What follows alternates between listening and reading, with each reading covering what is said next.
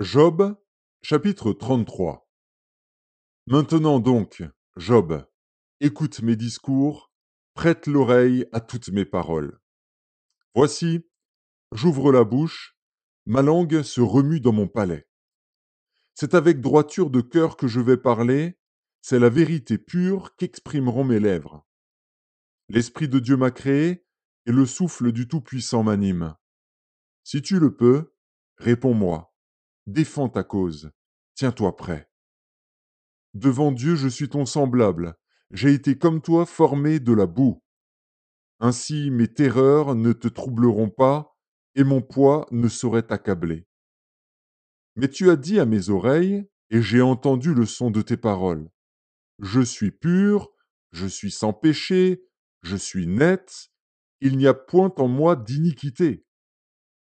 Et Dieu trouve contre moi des motifs de haine, il me traite comme son ennemi. Il met mes pieds dans les ceps, il surveille tous mes mouvements. Je te répondrai qu'en cela tu n'as pas raison, car Dieu est plus grand que l'homme. Veux-tu donc disputer avec lui, parce qu'il ne rend aucun compte de ses actes? Dieu parle cependant, tantôt d'une manière, tantôt d'une autre, et l'on n'y prend point garde. Il parle par des songes, par des visions nocturnes, quand les hommes sont livrés à un profond sommeil, quand ils sont endormis sur leur couche. Alors il leur donne des avertissements et met le sceau à ses instructions, afin de détourner l'homme du mal et de le préserver de l'orgueil, afin de garantir son âme de la fosse et sa vie des coups du glaive. Par la douleur aussi, l'homme est repris sur sa couche, quand une lutte continue vient agiter ses os. Alors il prend en dégoût le pain, même les aliments les plus exquis. Sa chair se consume et disparaît. Ses os qu'on ne voyait pas sont mis à nu. Son âme s'approche de la fosse, et sa vie des messagers de la mort.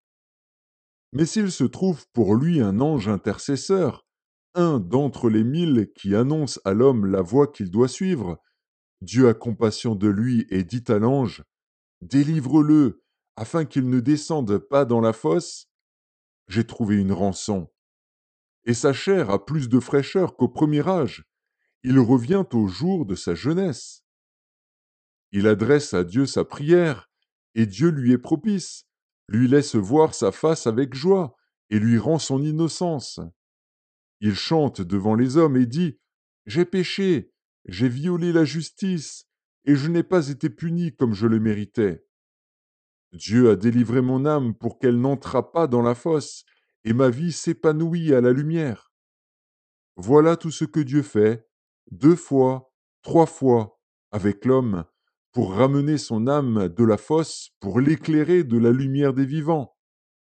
Sois attentif, Job, écoute-moi, tais-toi, et je parlerai. Si tu as quelque chose à dire, réponds-moi, parle, car je voudrais te donner raison. Si tu n'as rien à dire, écoute-moi, tais-toi, et je t'enseignerai la sagesse.